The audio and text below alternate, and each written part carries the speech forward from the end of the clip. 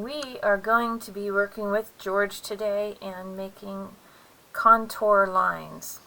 I took my photograph of George and marked it up a little bit to help you understand some of the areas of George. Let me zoom. Oop, that's out. Zoom in. Okay. So George, the little glass swan, has a flat, very flat area in here. His back was rounded. There's a flat space coming on an angle. His nice little thick body, and then it would jut out a tiny bit and curve around for the base that he sat on. George is probably about that big. Oh, a little bit smaller than this photo. He was probably more like this size. So this is bigger than what George actually is. And George is in a box somewhere, or else I would show it to you, and that would make this a lot easier, right? I had taken these photographs and used George in a class a few years ago, and so I wanted to use him again because it worked out really well. I like having one item that I use for all the different types of line strokes. So we're using George, but he's in a box. So, alright, so I have my image. You don't have to do this. It's just something I did so that I could show you what he looked like a little bit. So I'm going to get rid of that, and I'm going to put this here. Whoops, get lined up here. Alright, there's a George. There's a George. I'm going to bring in a picture of George. Let me get it here and grab it. Okay, so I'm going to bring in a picture of George, make it a little bit smaller. There we go. Put that, oh, there we go. I'll put it right there because we don't need to look at the parallel line one. Okay. So there we go. We have our glass George.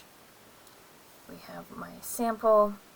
We have our blanks. Alright, so what I'm going to do is I am going to mark this blank form up a little bit, and I'm going to indicate where that flat area is in pencil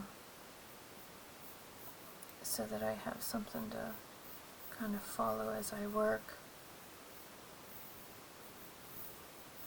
Okay, that works. I'm also going to give myself, just like the way that we put guidelines on for parallel lines, these contour lines are basically parallel lines with a curve. So I'm going to give myself a few guidelines here so I have something to follow.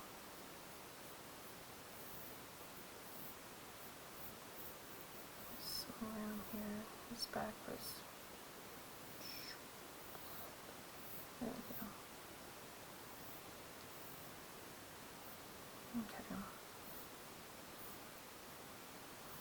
Of course his middle neck is rounded. Alright, so I'm gonna put a curve there to help me know which way to go.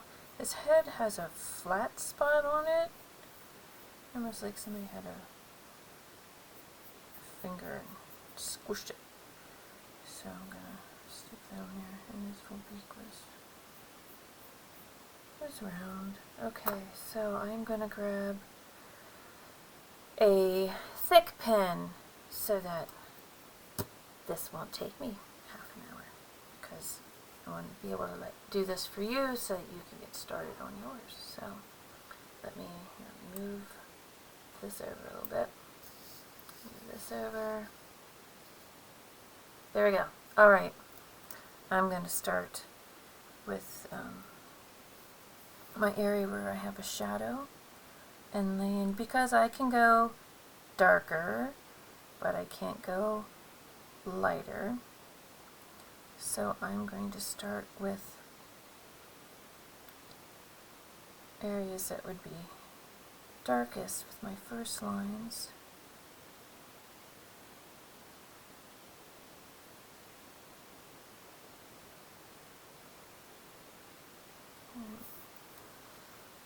Put these shadow spots in here.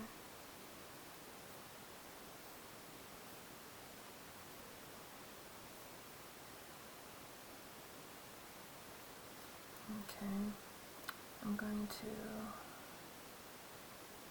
indicate his back coming around. Alright, now let's roll. So we have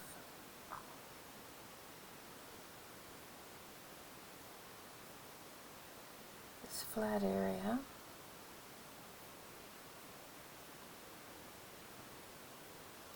And lines that break up, and they don't have to be always a complete solid line.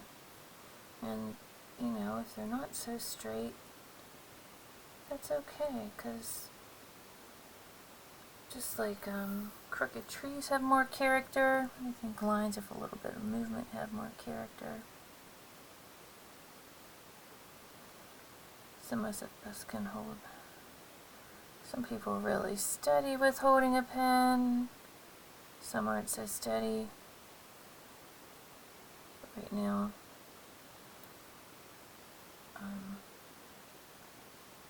I'm fighting with my eyes because I don't have my new eyeglass prescription yet. After I had cataracts done.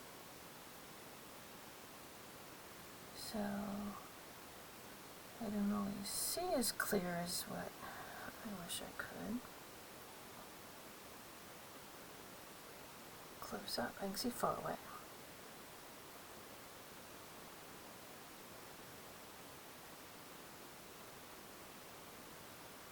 Okay. Darken this up a little bit, bring these in a little bit closer to each other.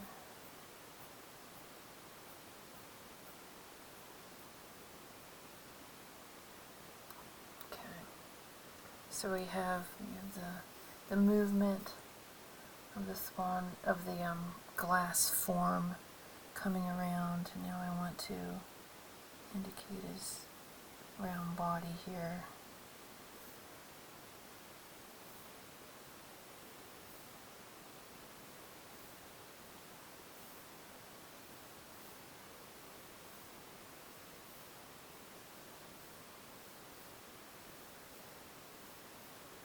Having my lines, they're parallel but curving.